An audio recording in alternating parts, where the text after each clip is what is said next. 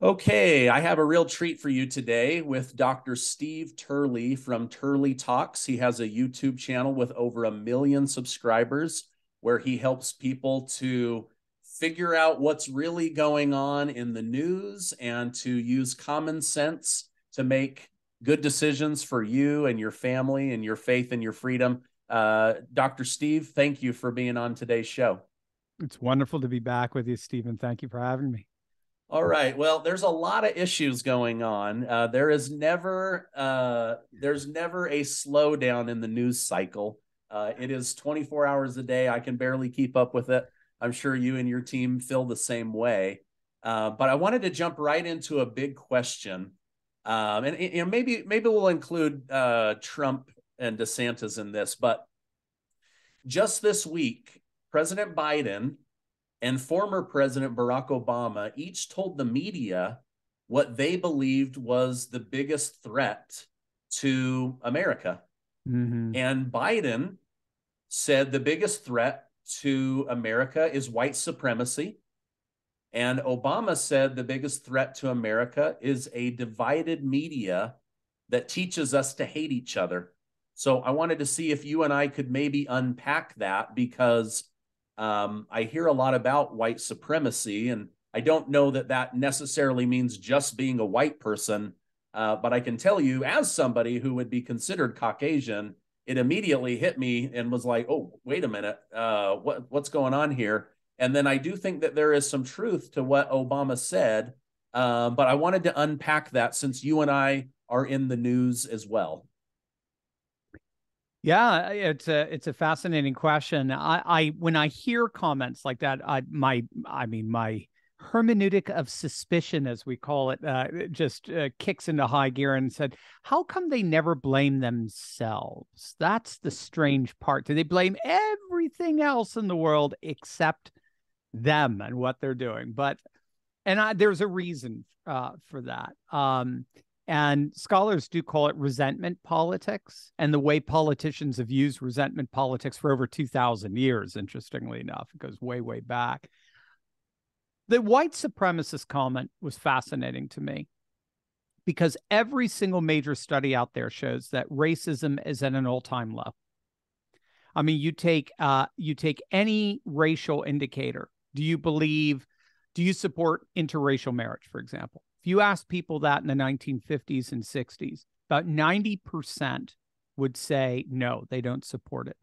Today, it's the opposite. 90% are all for it. You take these various questions like, are you comfortable working for someone of a different ethnicity? Are you comfortable living next to someone of a different ethnicity? These basic sort of racist indicators. Back 50 years ago, 40 years ago, the numbers were astronomical. 70, 80, 90% said, I'm not comfortable with that. Today, it's the exact opposite. 70, 80, 90%, no problem. What's the problem? Racist sentiments have never been so low. So in many respects, we've never been more united than we are right now. And we see this even in anti-war sentiments. We're more anti-war today than we were even at the height of the Vietnam era.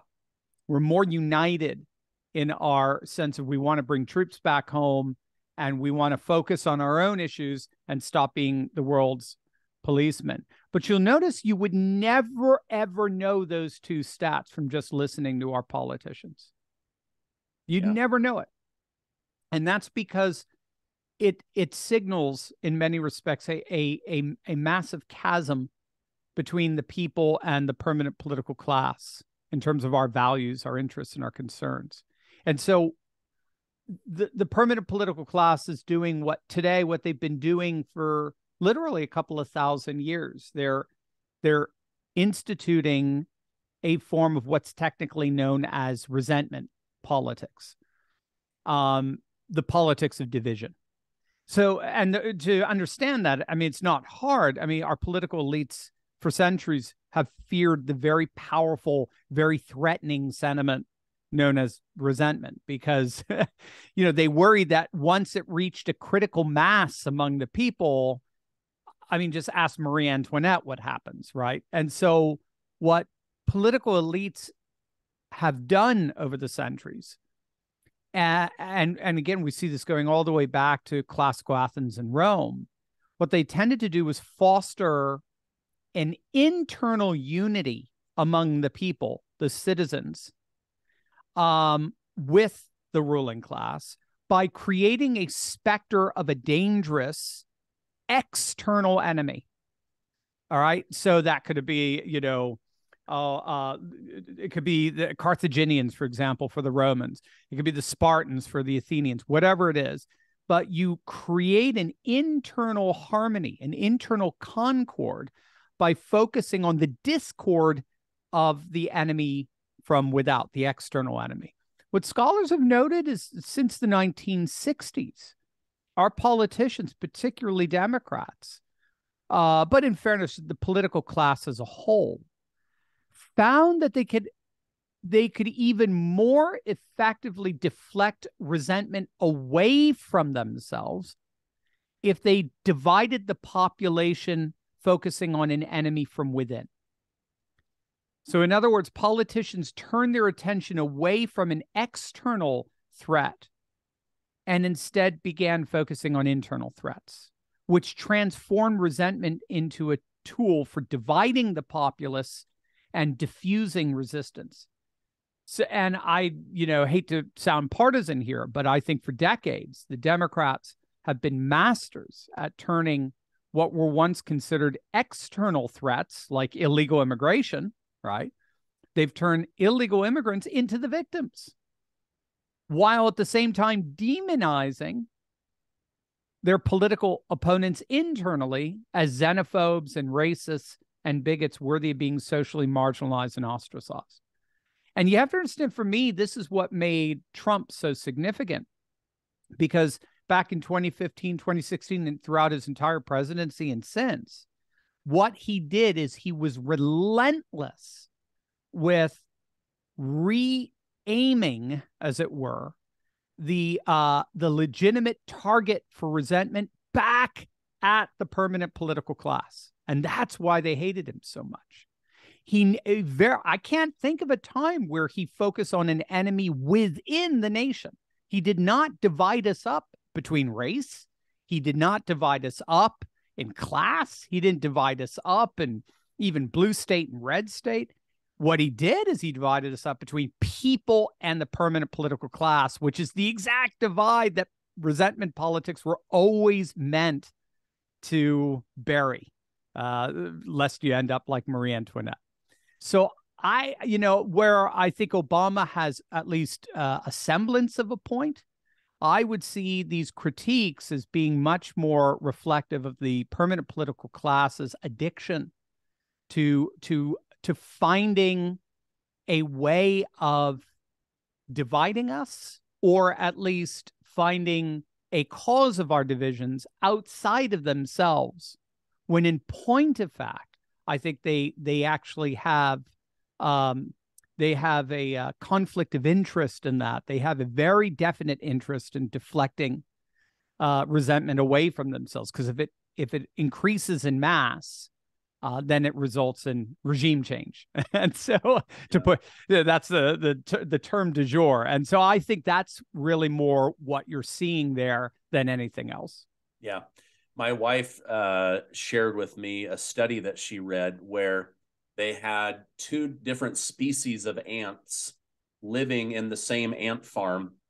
And they would occasionally butt heads or whatever, but for the most part, they just did their thing, building their little kingdom. And then the experimenter shook it up. And then after that, they didn't know what was going on. They started ripping each other's bodies apart. Wow. And wow, that's so cool.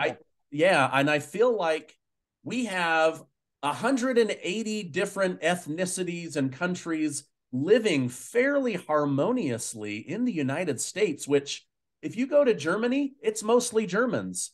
If you go to Puerto Rico, it's mostly Puerto Ricans. If you go to Nigeria, it's mostly Nigerians, right? But in America, we're a melting pot. So somebody is shaking it up all the time, trying to get us to rip each other apart, where if there was peace and harmony, we we probably just go about building our little communities. So it's like they want to shake the ant jar in the country. That's an absolute. Of course, it came from your wife. It's brilliant, right? We both have far more brilliant, better halves here. Yeah, that's a beautiful analogy. That's perfect, and I think that's exactly what's going on. Yeah. Generally speaking, we get along with our neighbors. We get along again, and the studies all show it. We have never been more racially divided. I'm sorry, racially united than we are today. We've never been more united in terms of kind of, for lack of a better term, America first principles. One of the most popular political sentiments out there, you're cutting across the grain, is border security. We all want, who doesn't want their borders secured, for heaven's sake? Who doesn't lock their doors at night? And as the saying goes, I don't lock my doors at night because I hate the people on the outside. I lock my doors at night because I love the people on the inside. It's not a us versus them. It's simply standard protective measures that any responsible, common sense person would take, especially in an age of terrorism and the like. So you take all that, and yet what are the two things that are constantly being pushed on us? War, and kudos to your war coverage, particularly in Ukraine. I think it's second to none. You've been phenomenal on that. And racism.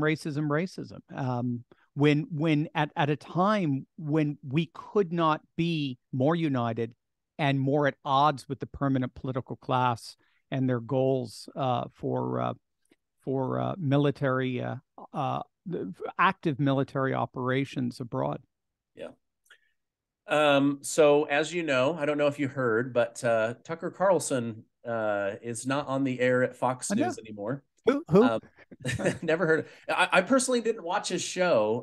I've been compared to him and Fox a lot, but I don't watch Fox News, which I didn't know how to take that. I didn't know if it was a compliment or somebody throwing mud at me. But he seems like his eyes have been opened to the real mission of the media. And he said in his little Twitter video, "I'll be back. I've got a great show. But I've realized the media is pushing a narrative more than they are pushing the truth. Right. And I'm sorry for being a part of that. I'll do better going forward."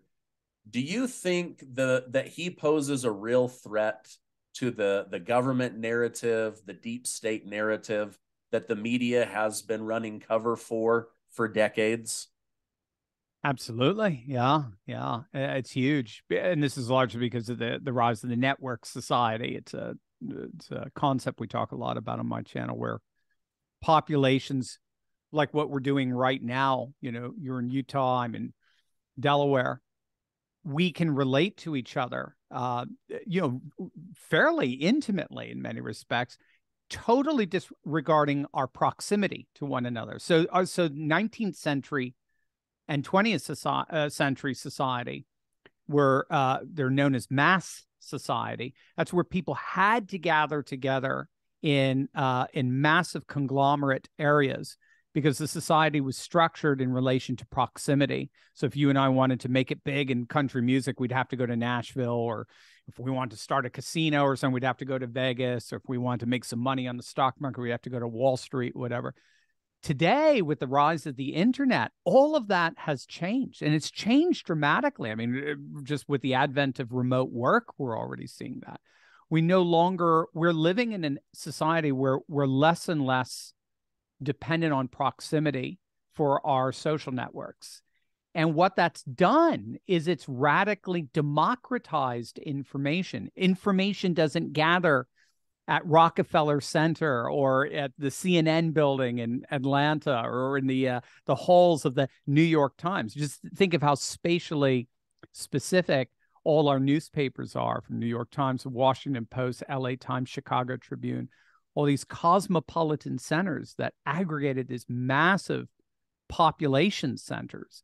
When now we're all dispersing. And as we're dispersing, the information is dispersing right along with it. Now everybody with a cell phone is a cameraman. Everybody with a social media account is a pundit.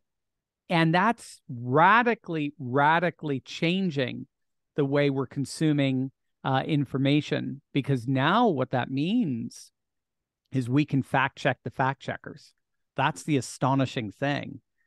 You and I, Stephen, just as independent content creators, we have just as much access to information, in, if anything, because we have perhaps hopefully this is why people avail themselves of us. We have a broader hermeneutical horizon. That's the second time I used the term hermeneutic here. That's a good one.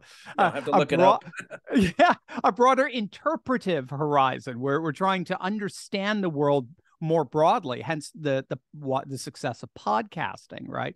Where you're not just getting these quick little 30-second sound bites and so forth. So you're taking a good 30 minutes, 40 minutes to really chew on something and think about it, think with somebody about that. Because of that, we may have more access to more information than the major media conglomerates. And therefore, we have the capacity to fact check the self-anointed fact checkers. And this kind of loops around too. It's very interesting.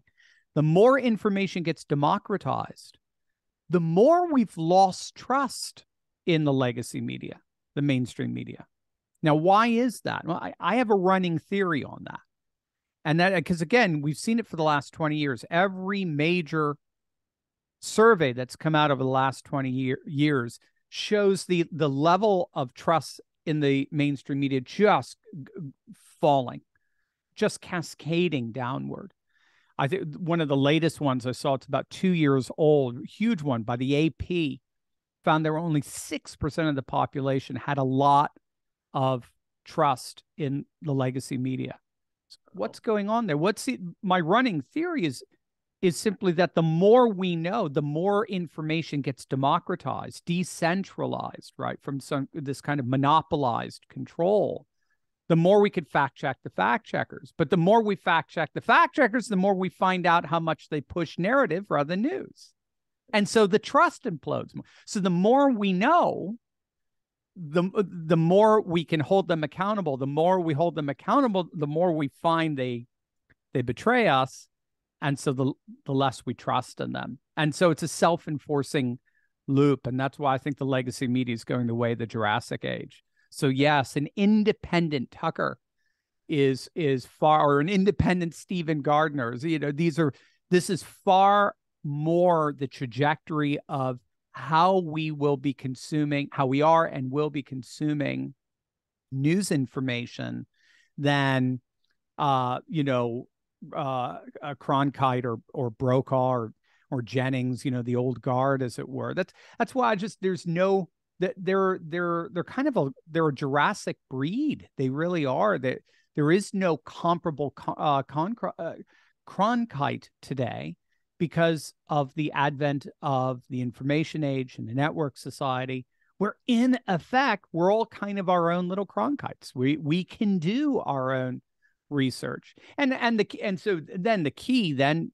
becomes, well, how do we know whether something's true? Because the basic protocol for determining whether information is reliable or not has more or less imploded. And again, that's largely the media's fault because they're pushing narrative rather than news.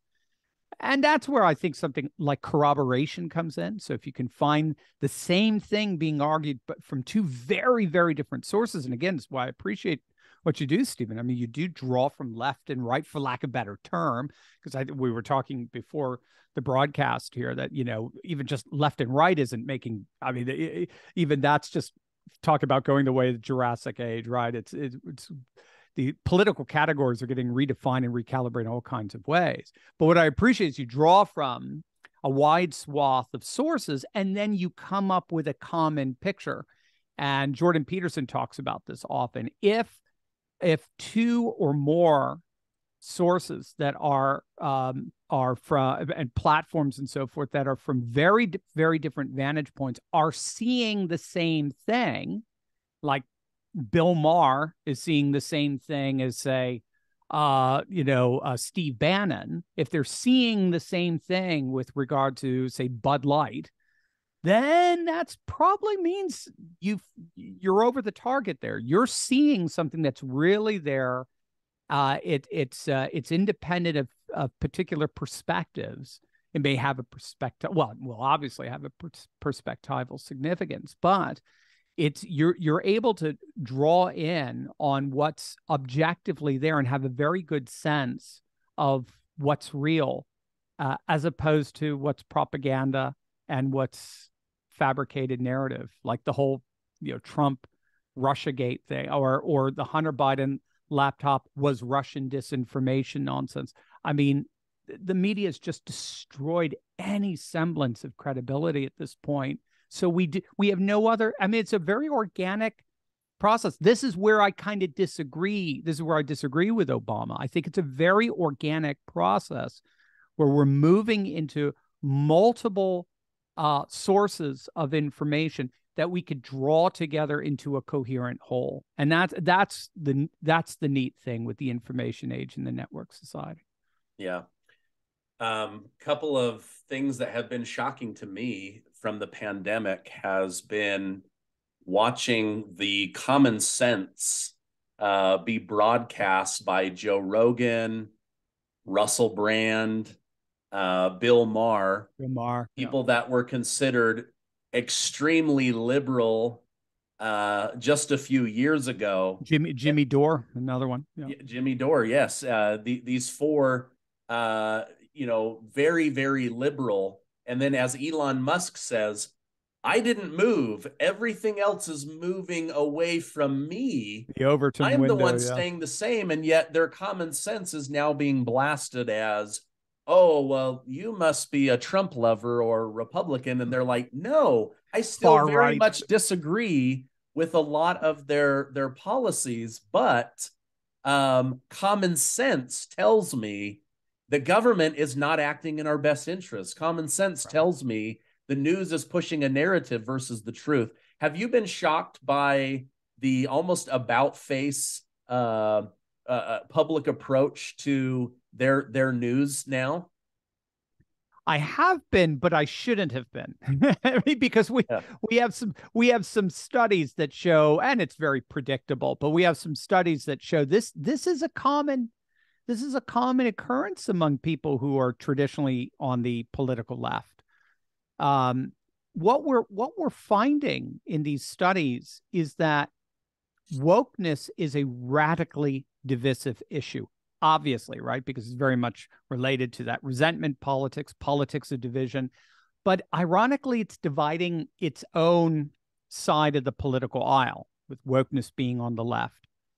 And what we're finding is you take any woke issue, CRT in the classroom, or trans beer, whatever, take any woke issue and ask self-identified liberals, leftists, choose your parlance, do you support this? What you'll get consistently is about 50% will say yes, absolutely, but 50% will say no, they don't want anything to do with it. So it ironically, it splits the left, whereas on the right, you ask people on the right, do you support this? You're going to get 100%, not just no, they're going to be hell no, right? So this is why you're starting to see some fascinating elections happening in Europe, where the populist right, so this is going to be a right that's attractive to people like Jimmy Dore or Elon Musk or even Jordan Peterson said, if you had asked him 10 years ago, where were you on the political spectrum, he would have said on the center left. But what they've been doing, particularly in Europe, to winning these elections, is they've been focusing, interestingly, on two things. First and foremost, law and order, restoring law and order. Obviously, woke leftism is created. It's more or less instituted what Tucker has called anarcho-tyranny, where, Stephen, you and I would get $100 ticket for being 10 seconds over our parking meter, while the homeless guy, over 10 feet away from us on the sidewalk, who's smoking crack and defecating on the sidewalk, is left alone and treated as a hero, in effect. That's anarcho-tyranny, right, in that sense. Well, what they've been doing is they've been taking that on with the rampant violent crime that's been happening. Nayib Bukele of El Salvador has been one of the most astonishing practitioners of this political strategy. Law and order, law and order, law and order. Law-abiding citizens will once again be protected, and the criminals are once again going to be deterred against. They focus on that, and the second thing they focus on is wokeness and woke insanity. And what they found is by doing that, they're not just winning majorities, they're winning super majorities. We just saw this in Chile. Chile is redoing their constitution. They're trying to get out of the shadow of the dictatorship that was there for 20 years. Their last election 2 years ago, the leftists came into power, and I'm talking hardcore leftists. And they put together a constitution that even CNN called the most progressive constitution on the planet. The people voted on it in a referendum, and it went down in flames.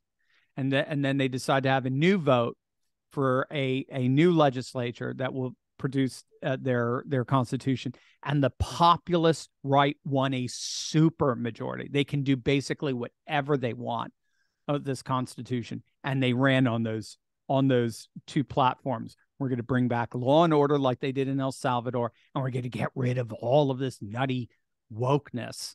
And then we're going to go back to the good old boring right versus left kind of, Bill Maher, Ben Shapiro arguments, where we have some basic common sense foundational agreements, and then we can work out how we want to go into the future in terms of policy. But we both agree, if you win, fine, I'll go with it. If I win, fine, you'll go with it. We'll move on. Not like this crazy excommunicative wokeness that will not even tolerate this slightest semblance of dissent. So in one sense, I shouldn't be. I was surprised, but I shouldn't be, because we're seeing the same pattern around the world. Wokeness does divide the left, and it brings out, and again, I think this is why your channel is so successful, it brings out an extraordinary commonality among people that would have seen themselves otherwise on opposite sides of the political aisle, but now find we have much bigger fish to fry than to debate, should we raise taxes by 5% or lower them by 5%? Yeah. Well, and a good example of that is this whole Bud Light, having a transgender person as their spokesperson. I'm sure on paper they thought, oh, this looks like something good. We've got to get away from the frat boy feel, which, I don't drink beer, but I can understand it.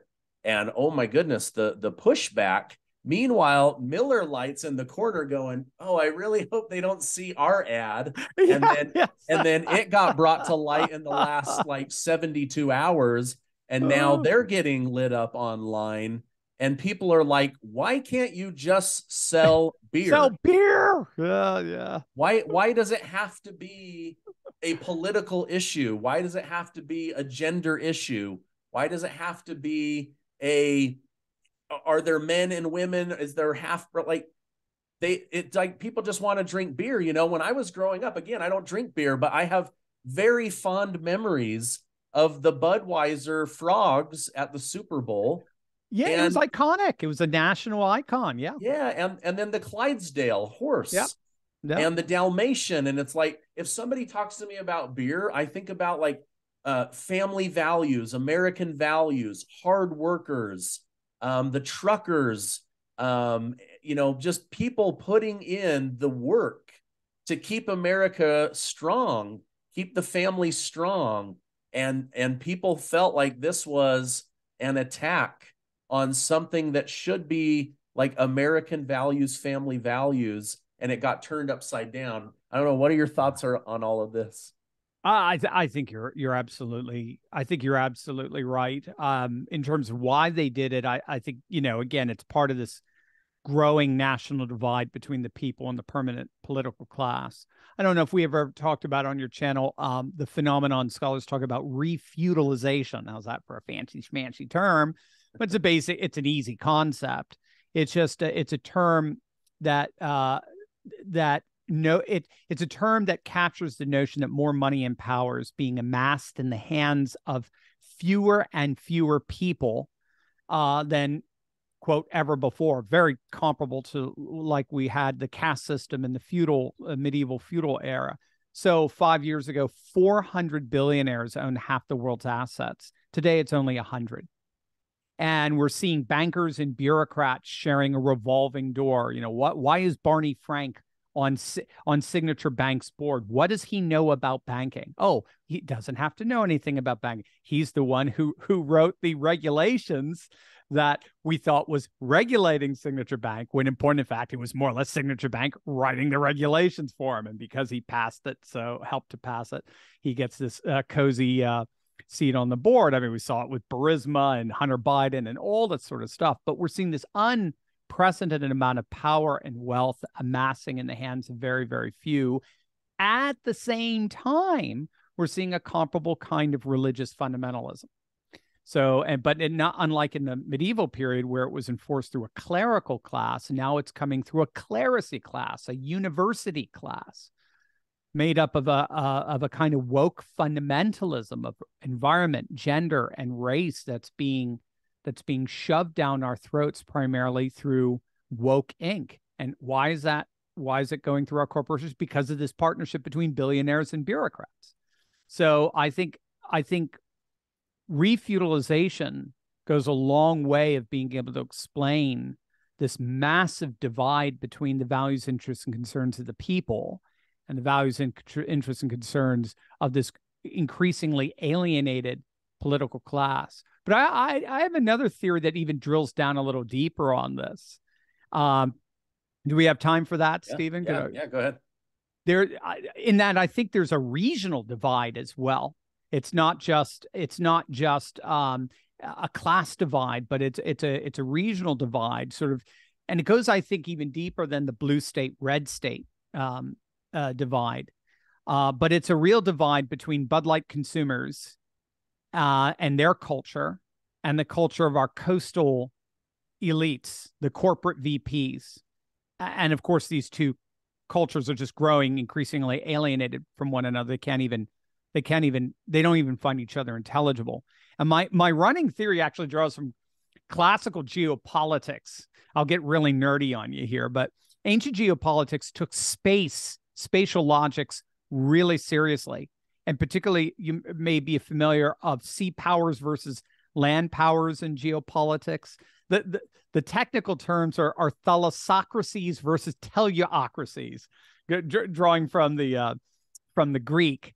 And that's a fancy schmancy way of designating sea powers, thalassocracies, and land powers, teleocracies.